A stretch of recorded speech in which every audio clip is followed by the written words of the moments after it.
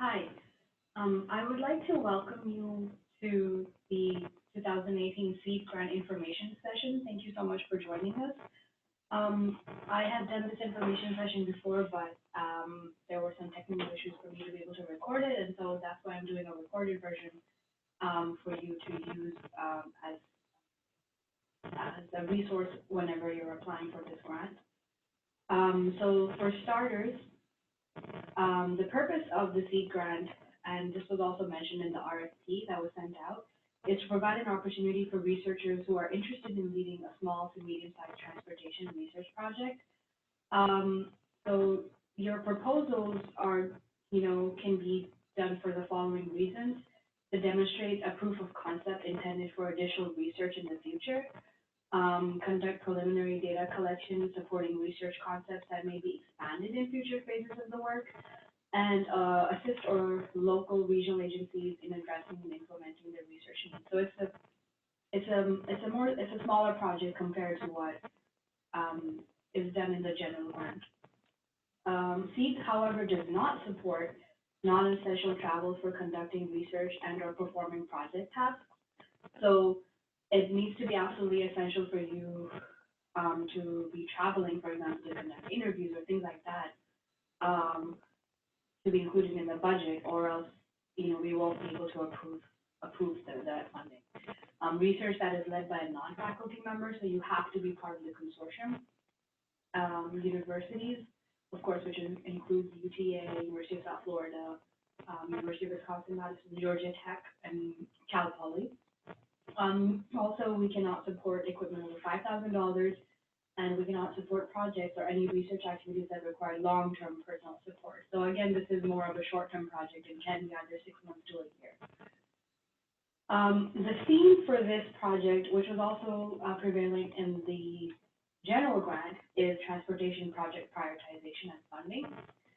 So these are some of the topics that are covered under it, like regionalization, congestion, local and regional prioritization needs, public-private partnerships in transportation operations, funding of transportation operations, maintenance, capital.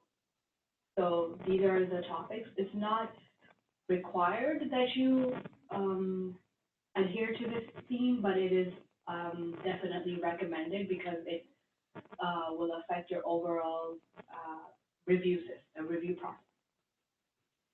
I'd also like to point out some of the new items in this RFP. So previously, technology transfer was just a small component of our project, but because of the new requirement from the U.S. Department of Transportation, we have created a more thorough process of technology transfer so that you, as a PI, are considering this in all steps of your research project, even at the research phase. So for this proposal, there's going to be a couple of steps that you're going to have to take, but the rest of the work will mostly be done after your research part is completed. So you'll have the acceptance of your project from us, and then you can actually implement the research phase, and then your actual tech transfer activities will begin. But to make it successful, we have a few steps even at the proposal writing phase. So the first thing is to identify 3 to 5 relevant stakeholders, all of whom are non-academic. So this could even be match, or it could be non-match. So these could be people that are maybe provide data or help in dissemination, etc. That are contacted before the proposal writing phase for collaboration on the project for research, dissemination, and or match. So it could be any of those 3 items. And I'm going to refer this on the actual RFP document in just a moment. And then these stakeholders are expected to be a key component of projects through match funding, data sharing, mentoring, and or partnering in implementation and dissemination, like I mentioned before. This is to ensure that their interests are being met, and they can also assist they can also assist the PIs in the rough technology transfer plan required as part of the proposal, which is again in question 11 on the RFP, which I'm going to go over. These stakeholders can be identified with the help of your Institute's Tech Transfer Assistant Director that your executive committee member has identified. So a few of you have been able to identify them. So University of Georgia Tech has Dr. Noah Wang, And University of Wisconsin-Madison has Dr. Carolyn McAndrews. And for the rest of the institute, they're still identifying them. But in the meantime, you can definitely reach out to your executive director for each of that is a representation for CTEDD on that university to help you out with this process. But most of the help will be needed, like I said, after you've done your research. Once the project research phase is completed, and this is something you worry about at the end, in collaboration with the identified stakeholders and the T2 Assistant Director, the PI will be required to write up a detailed tech transfer plan outlining all dissemination methods to be used for the research and relevancy of each method, as well as the proposed budget. So what's happened with the T2 Assistant Director is that they are going to be receiving a pool of funds from CTEDD to carry out these activities, and it'll be given to them based on their plan. So they may actually contact you for some of the plans of tech transfer that you might have. So it'll be sent like university-wide and also individual project-wide, and based on that, we will provide an annual fund, which will be, of course, renewed every year.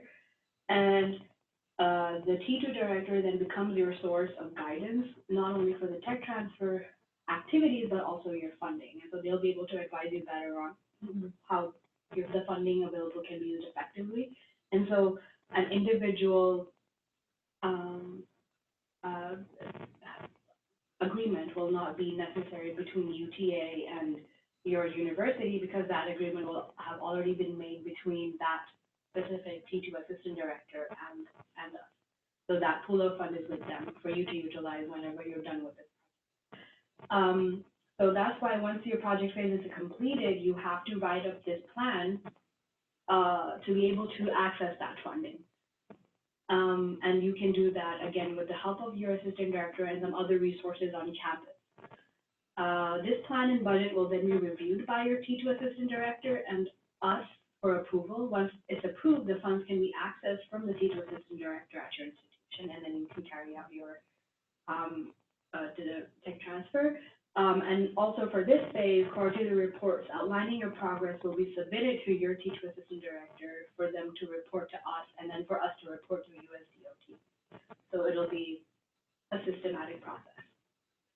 Again, you just have to worry about right now for the identification of stakeholders and how they're going to contribute to your project, and the actual tech transfer part will be worried about when your research phase is completed.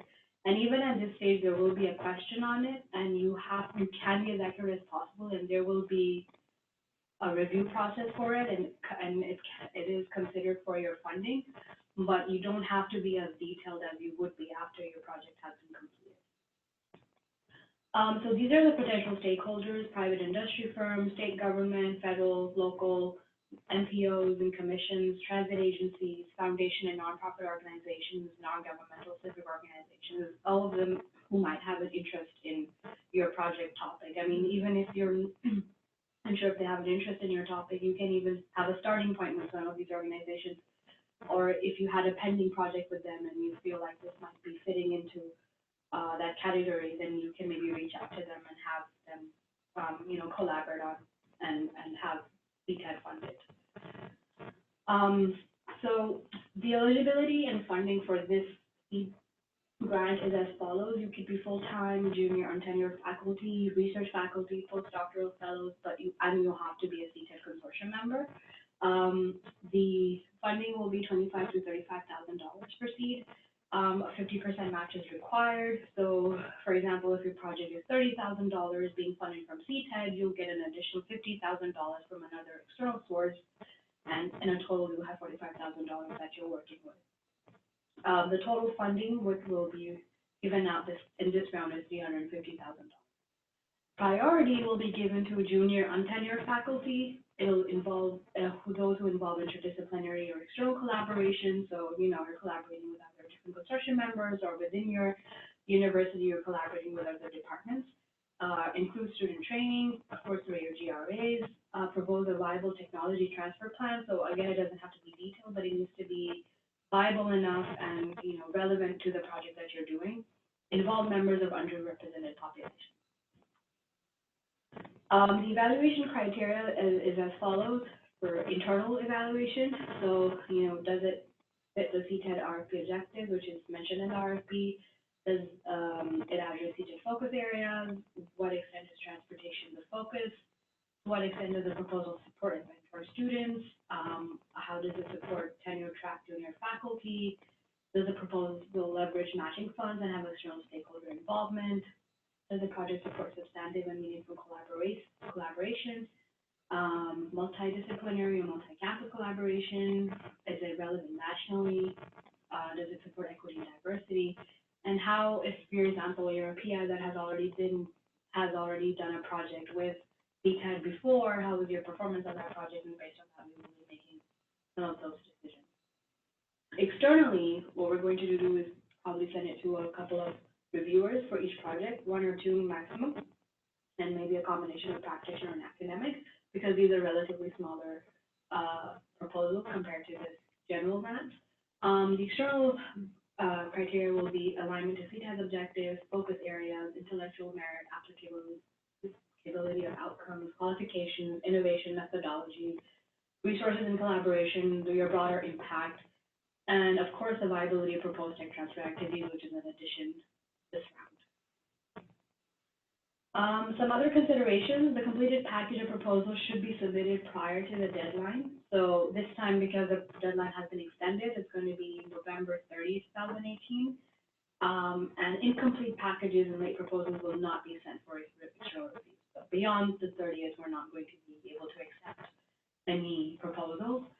They should all include match commitment letters from various match sources that you're getting. All proposal packages should be reviewed by the Office of Grants and Contracts of the Associate University prior to submission and should include an institutional support letter in the applicant submission package. So for different universities, it's a different process, but specifically for UTA, please make sure that you are uploading your blue sheet with your budget and you're getting the approval from Office of Grants and Contracts.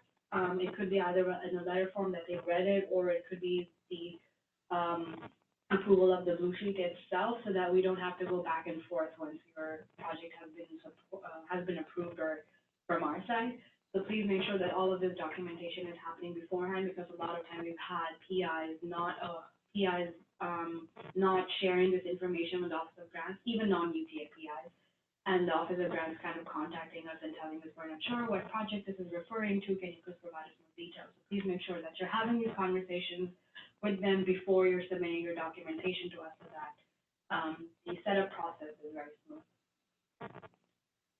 Some important dates. So, of course, the November 23rd date has now changed to November 30th, 2018. This is where you're going to submit your proposal and budget. December 2018 is going to be, November 30th is going to be that submission, and December is going to be your review process and feedback, and we're going to start with your task orders. January 2019, we're going to have all your initial documentation submission if your project has been approved. So there's a few documents that you have to fill out before setting up, and so then we submit it to our Office of Grants, and they will contact your Office of Grants and get that agreement going. And our goal is to start January 31st, 2019, and each project can last, like I said, 6 months. Please distribute all these RFPs to anyone who might be interested. And sorry, the date has changed to November 30th, 2023. The length of the proposal should not exceed 20 pages, but I mean, it doesn't need to include all the preliminary pages that has all these explanations. It could start with your name and all that information. So I'm actually going to go on to the SEED RFP itself, so that I can go over the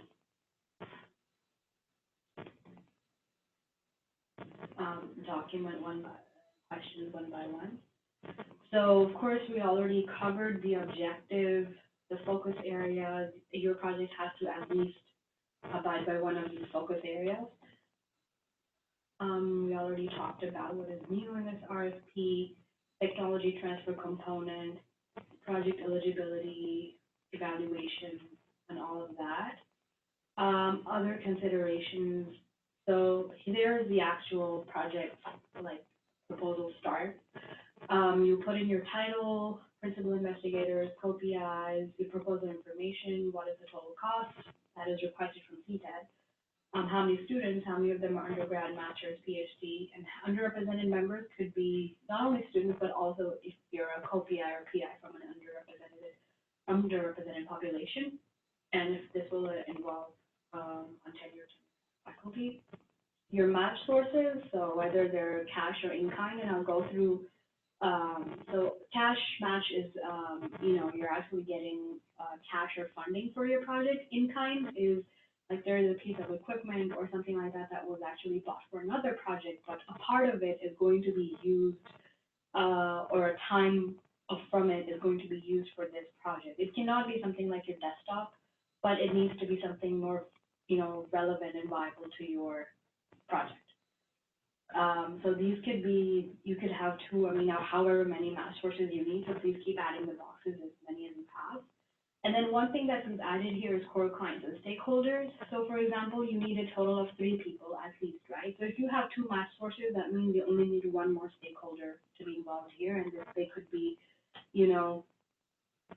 what kind of collaboration they're going to be having, and how were they contacted, and things like that. So you can do as many as you like, but the minimum requirement is 3, including your match.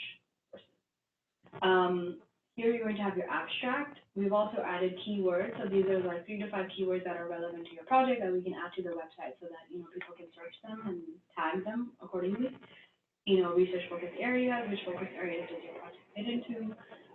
Objective of this proposal, if you have areas of research, like the theme this time.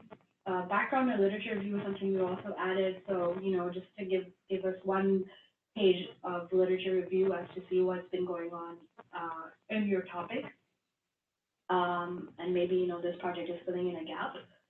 Research objectives and methodology, course tasks, schedules and expected deliverables, qualifications, collaboration and implementation plan. And then this is the main change that we have, the tech transfer stakeholder involvement. They're going to describe how this project has taken into account external stakeholder involvement. We have to elaborate on the collaboration and role of these people, briefly describe the tech transfer activities which will be carried out once the project is completed, and who are the intended users of our outcomes. So, these people are your collaborators, but then who are you going to disseminate this information to? Are they practitioners, policymakers, researchers, and things like that? How will your findings be useful to them? In addition to the finding report and policy brief, what additional strategies would you have to employ to share your findings with them? You won't have to submit a budget for these activities because it will not be included in your proposed budget. It will be included after your research project has completed. You need to provide one paragraph for description of the following: intellectual merit, education, and workplace development supported outreach activities. If, for example, if this happens to be a project, your CVs, 2 pages maximum per person, and of course match funding. And this is where you can say, please refer to my match commitment letters, things like that. So this is your RFP, and then now I'm going to go through some of the letter examples. So this is what an institutional commitment letter looks like. So it could be from your Office of Grants and Contracts, so that just to make sure that they have, approved your blue sheet or approved your budget. So it smoothens out the process of setting up your project. And so you have your, institution, your office, the letter itself, amount, and, signature. And then this is what a cash match letter looks like. So this is just an example for Rockefeller Foundation. You have their logo or their official letterhead, date, the name, organization, address, the letter itself, and just the signature and the amount that's going to be provided. And that needs to add up to 50% of your CTEDD funding. So this is your cash match. And for in-kind, this is going to be, again, your institution, whichever or organization that you're getting this from, the date, name, organization, address, and then they'll provide, this much amount in kind funds for the CTEDD project, and you name your project here, and then you can, and this is what the rest of it says. It's a very short letter, really, and just a signature of the main person. So, and you just need to make sure that you're using the official letterhead. So that's really about it from our side. If you have any questions, please, you can contact us on all of these emails. So CTEDD@UTA, abhinamanda.bakai, that's mine. Shima.hamidi is our director. And this is my phone number, my office phone number, for example, if you have any questions. And if you want to see examples of other SEED projects that, we funded last year, just to get an idea, you can go to our website. If you have any questions, feel free to email us. And again, the deadline is November 30th now, 2018.